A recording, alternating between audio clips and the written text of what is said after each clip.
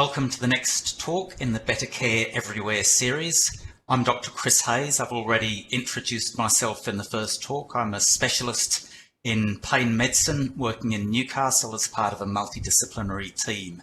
And this morning I'm having a discussion about opioid prescribing and deprescribing with my colleague in general practice, Dr. Damien Zilm.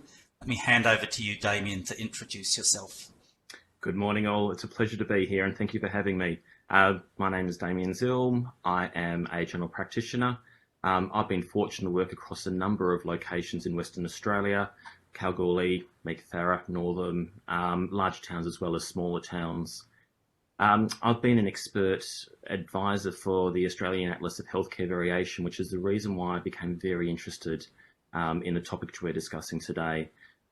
I must say that I've done substantial reflection on my practice. I've noticed significant changes to the way we actually practice with prescribing of opiates over my 20 odd years of practice. And I think it's very, very fair to say that this is one of the most challenging aspects of general practice, and having a collegiate approach within not only the practice, but also within the community that we practice is a really, really important aspect. Damien and I both recognise very much the changing landscape with regard to opioid prescribing and deprescribing as it affects specialists' hospital practice and general practice. We recognise that GPs occupy a complex space with competing voices from consumers, voices from the regulators, voices from the scientific guidelines, and from marketers, the pharmaceutical industry as well. I wonder, Damien, what your thoughts are of that complex space and the different pressures a GP is under. I think probably the most important thing here is when I first started practice, it was fairly standard practice to have patients on chronic opiates, and that was considered to be okay. And I think it's fair to say we thought we were actually helping our patients. I think the evidence is now very, very clear that we are not.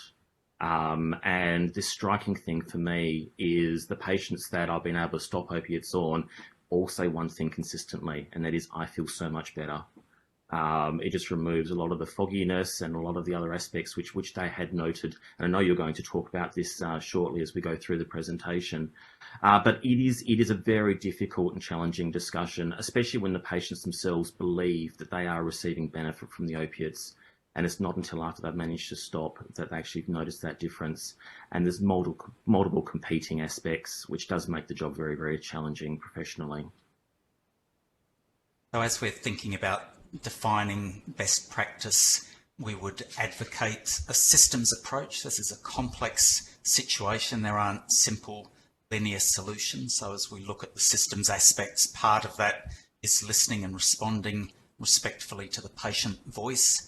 There are also aspects of defining practice policy, perhaps within your own general practice, and also perhaps developing a conversation with your own pain specialist services. How do you interact with your local team and what availability do they have? What are your thoughts about these opportunities, Damien, and that systems-based approach? Clearly it's more complicated than a simple appendicitis in general practice.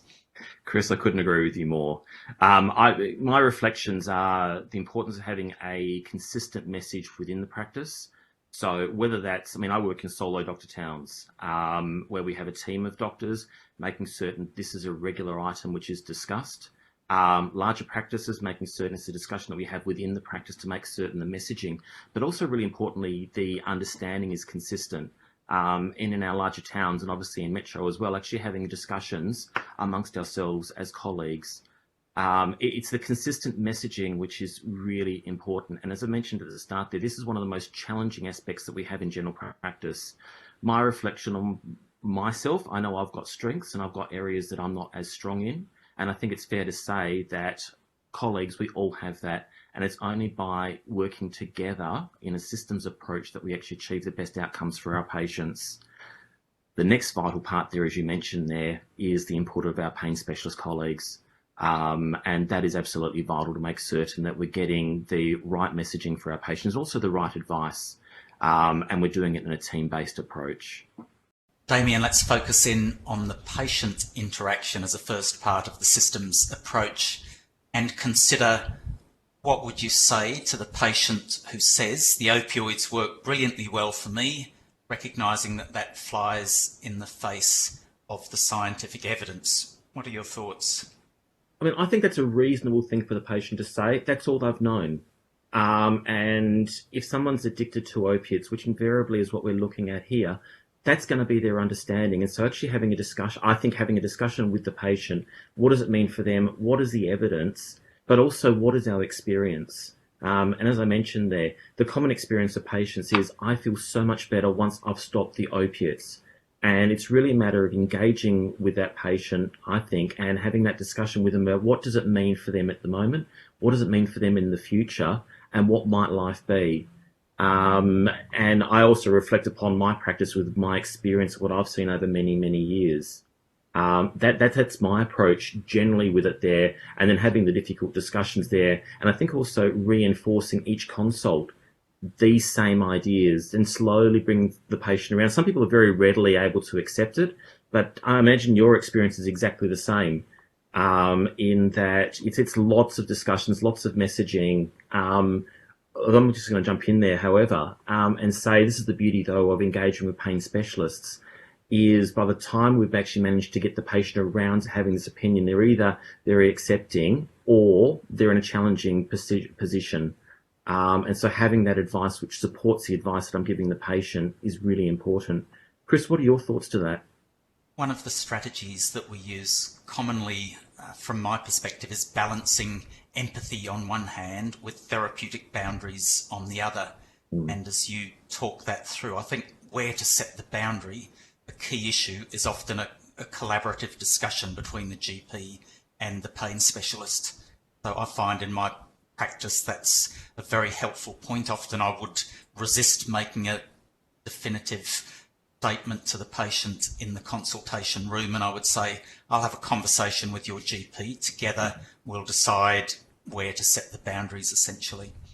One of the challenges about this area, as we'll move on in a minute to talk about the opioid guidelines, is that there are variations in clinical guidelines. So one set, as we'll talk through, that focus on the conversation, a longer hand conversation about opioid responsiveness, and the other set of guidelines that cut to the chase much more, recognising science doesn't support using opioids in chronic non-cancer pain, and they just go straight to let's negotiate how we're going to deprescribe, which is my personal and my team's practice. So, you know, in terms of the interaction with the GP, our phone call back to that person goes, what do you think about how to negotiate the deprescribing boundaries? Not, do you think it would be a good idea or not to deprescribe?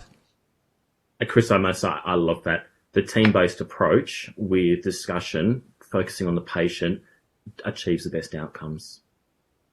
Moving to the next slide, we need to be aware, obviously, that there are different choices. Opioid deprescribing may be one important component of treatment, but what are the other alternatives? And this five-fingered, the hand approach is something that we've developed in our service, recognising the biomedical aspects, but alongside that, and this is really where the evidence base lies for pain reduction, the mind-body connection, activity and nutrition aspects, all of those things have potential to wind down a sensitised or an overprotective pain system.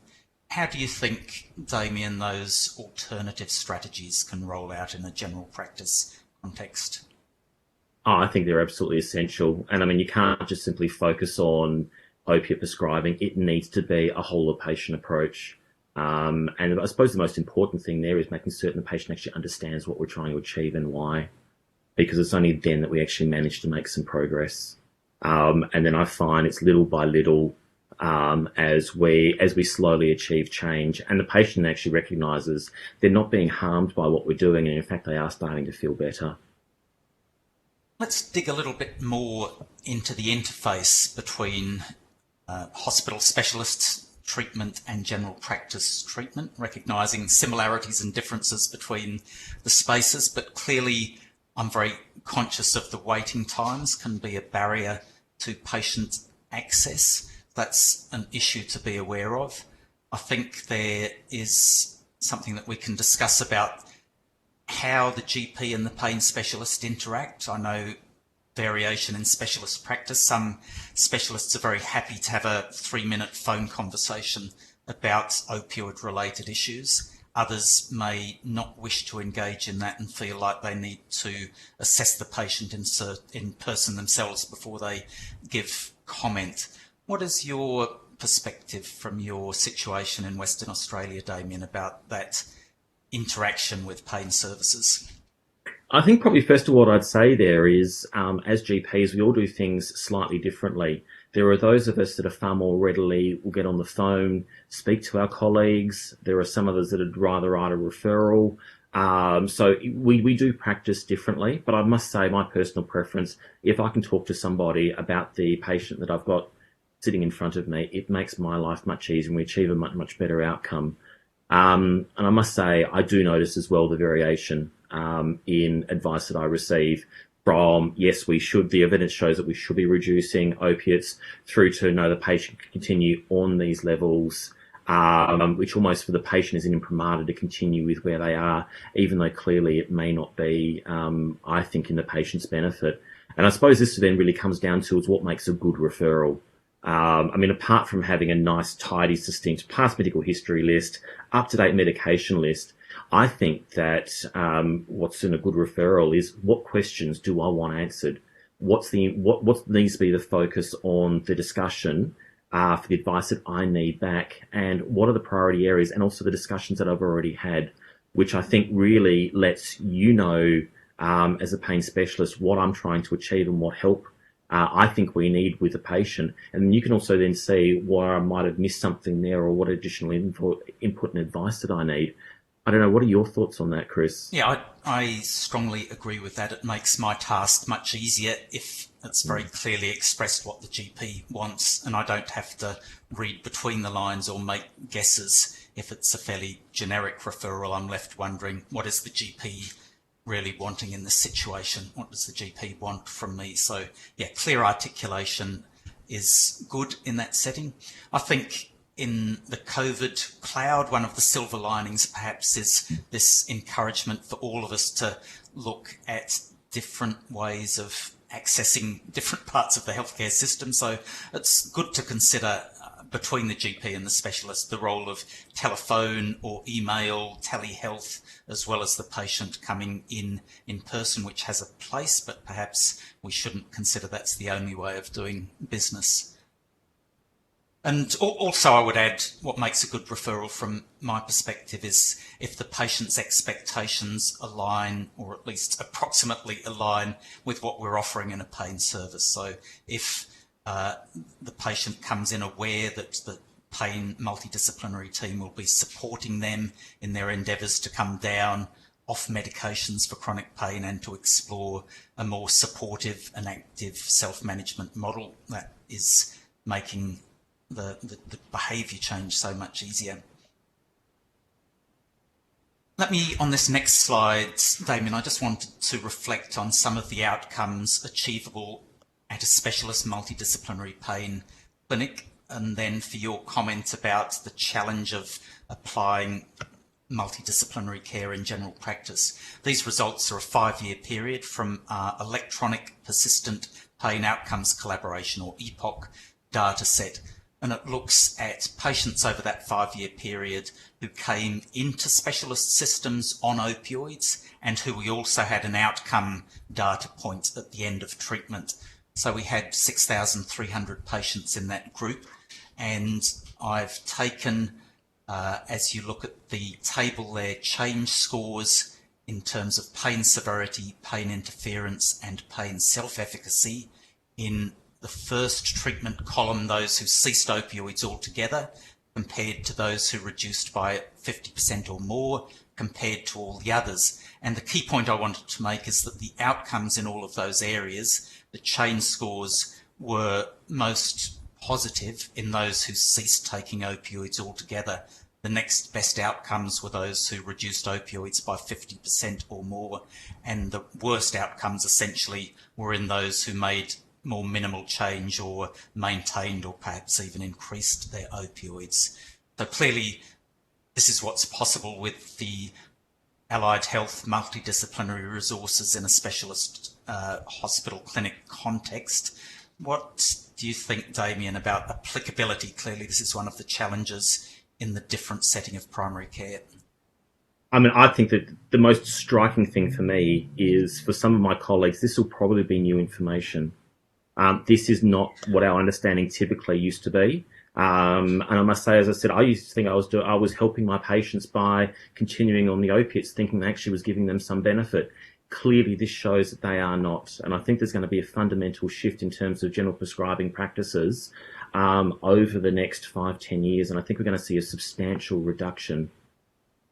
I mentioned in my first talk the Therapeutic Goods Administration change in opioid indications for chronic non-cancer pain. So now they would say opioids no longer indicated for chronic non-cancer pain other than in exceptional circumstances. So as we look to opioid use in a general practice setting, what works in your practice? I guess this is on the back of the evidence, which would not demonise opioids, but say there's still a role for acute pain and cancer pain in palliative care and opioid dependency, but we need to be very measured in chronic non-cancer pain.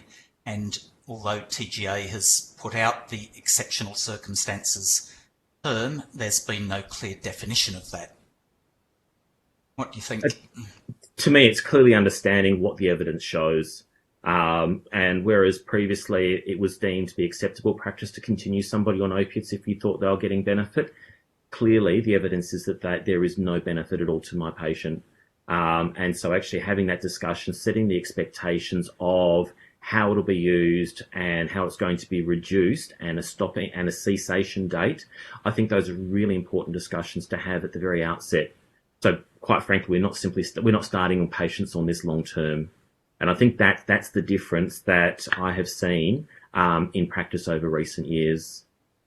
Let's move, Damien, to look at the guidelines, because we noted clinical variation in different doctors in terms of their prescribing patterns. There is variation in guidelines, and as we've developed these slides, we're noting two different types of guidelines. The first set of guidelines, as shown on the slide here, that focus on an assessment of opioid responsiveness in the clinical unblinded context. So this, I would say, from my perspective, leads to a longer form conversation with the patient about what benefit and what harms do you perceive. So as we dig into this, I would say that the Faculty of Pain Medicine position statement, the College of GPs prescribing drugs of dependence in general practice, and the United States Centers for Disease Control guidelines all fit into this. They do, all of them, mention the fact that opioids are no longer first line, but they also all allow a certain amount of wriggle room to say, in some situations, the patient may report greater benefit than harm, and then the implication is that maintenance therapy is warranted, recognising that flies in the face of the scientific evidence. So I'm just showing those slides briefly. The faculty guidelines, the College of GPs and the CDC guidelines, that all allow wriggle room. Do you want to comment briefly on that, Damien, and then I'll move to the next bank? Yeah, I've reflected upon the difference in practice, and I think what it is there is that our patient management isn't as up to date as what the evidence is. And as I've mentioned, we're seeing a shift is what I'm noticing. And I think that wriggle room does make it easier and allow professional decision making to occur with a patient. But I think clearly we can see exactly where this discussion is heading, and I think we're going to be in a different situation in the next 5 to 10 years. I think the reason why we've differentiated into two blocks of guidelines is that it gives a GP or any prescribing doctor some choices. And I have my own personal bias here, but I'm not trying to steer people into one group or another necessarily, but let me just move to present the second bank, one of which comes from my team, Hunter Integrated Pain Service in Newcastle, but alongside guidelines from the NICE organisation, National Institute of Healthcare and Excellence in the UK. The first NICE guideline is from 2016, a guideline for low back pain and sciatica, which says don't prescribe opioids for chronic non-cancer pain. Their more recent guideline is a draft form at the moment directed at chronic primary pain, which basically looks at primary pain being that which relates to pain system sensitization rather than a secondary cause such as osteoarthritis. So they say in that although antidepressants can be considered, do not offer paracetamol, NSAIDs, opioids, antiepileptics, benzodiazepines, local anesthetics, ketamine, corticosteroids or antipsychotics. This slide shows our Hunter Integrated Pain Service guideline, which says do not initiate opioids for chronic non-cancer pain. If someone's already on them, aim to deprescribe. Share the decision making about the timing and rate of reduction, but not about whether you're going to deprescribe. And non-pharmacological alternative treatments are available as an option if the patient chooses to engage.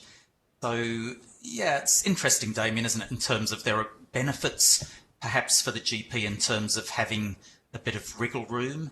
There are also perhaps benefits in holding tightly to the boundaries, and I think people do have a choice there. What do you think about that? I absolutely agree. There is a lot of wriggle room and ability to make decisions. I think as the evidence comes across the whole of the profession about the no benefit of opiates for non-cancer pain, I think that's going to become far more standard practice in terms of how we practice as a profession. Let's move to the policy aspect and look at the role of the Therapeutic Goods Administration. As mentioned, they've changed the indications recently to define, or not to define, but to mention the exceptional circumstances rule. They've put out an information sheet that raises the possibility of, from a safety perspective, getting anyone who's on a morphine equivalent oral dose of over 60 milligrams down to under that threshold. So this is part of the changing landscape. Let me also highlight the Pharmaceutical Benefits Scheme changes to authority requirements from the 1st of June 2020 and further 1st of October 2020, really both working towards reducing harms by reducing duration of treatment for acute pain and also reducing the number of people on prescription opioids for long-term pain. How does that feel from your perspective, Damien, in general practice, the tightening of the regulation process across the country? It is absolutely beautiful. And I know it was a challenge when this came in at sort of what seemed like fairly short notice for a lot of my colleagues. But the key thing here is there is now consistent messaging across basically every area about opiate prescribing. Very, very clear signalling both to me as a professional, but also to my patients. And I can actually use that as a discussion for my patient, because the key thing is having the patients understand that this is actually not going to be helping me in the long term. This is not something which we should be starting. And what are our options? And actually having that as a front and center discussion that's understood by all, I think is the key issue here. There are some excellent resources that have been developed. I think the National Prescribing Service has put out some excellent material that perhaps may be in contrast to the marketing of pharmaceutical companies, so we would highlight that. And also a mention in the policy landscape of real-time prescription monitoring. So this is available at the moment in certain but not all states and territories. SafeScript provides a good example in Victoria. There's been a long-running scheme in Tasmania as well as one in the ACT. What is your perspective, Damien, about real-time monitoring and the potential that that has? I must say, I don't yet have that in WA. I'm really, really looking forward to that coming into play. The access to resources that I have is somewhat more limited. And I think having real-time prescription monitoring is going to make a really big difference. So as we summarise and wrap up our conversation, I think we would emphasise the importance of the different layers of the system. So that doctor-patient conversation, clearly very important. The way we work together from the general practice to the hospital specialist setting is important. And the policy changing landscape, very fascinating. So overall comment on policy as we move to close our discussion, Damien, help or hindrance, would you say? Some doctors may see this as interference with their personalised practice. How do you respond? We have very strong evidence, and if we're following guidelines in evidence-based medicine, this now all perfectly aligns. Thank you for listening to our conversation. Up next, we have some time for questions and answers. Please bring your interested comment and questions.